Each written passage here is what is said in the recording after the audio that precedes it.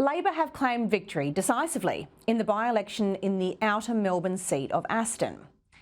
There'll be plenty of people who want to make this a story about parliamentary leadership or about whether the Liberal Party needs to remake themselves in the image of the urban left.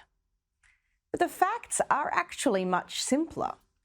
Roshena Campbell was an outstanding candidate, a bright and accomplished barrister with the capacity to make a real ministerial contribution. The same couldn't be said of the Labor candidate. But Roshena was not a creature of the outer eastern suburbs, the doing it tough workers, the tradies, teachers, small business owners and nurses of Baronia, Bayswater and Ferntree Gully.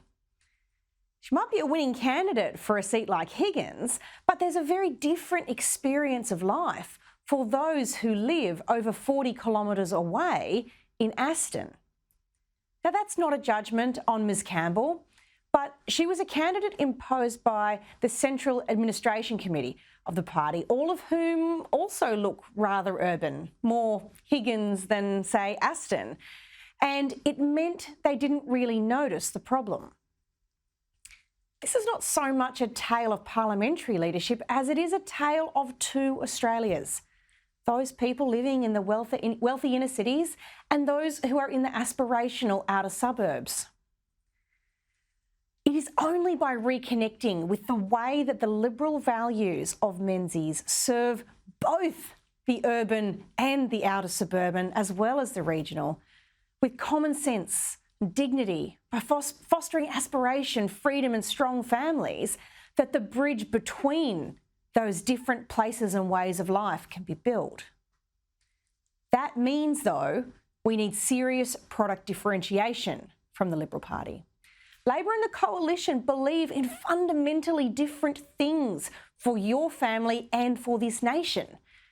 But if the Coalition just play Labor light, you can't blame voters for ultimately going for the real thing.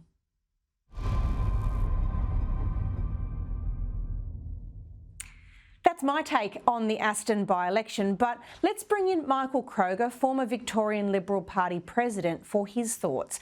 Michael, thank you so much for joining me tonight. What do you think of the perspective that a candidate from outside of Aston, and in fact a long way from it, was ultimately a bit of a mistake, something of a Christina Keneally effect?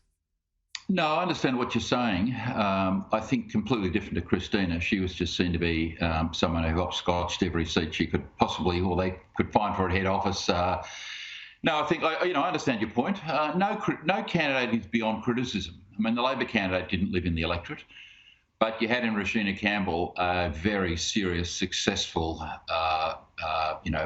barrister, Melbourne City councillor. She'd faced an election, married, kids. She was a product of a tough upbringing and very successful.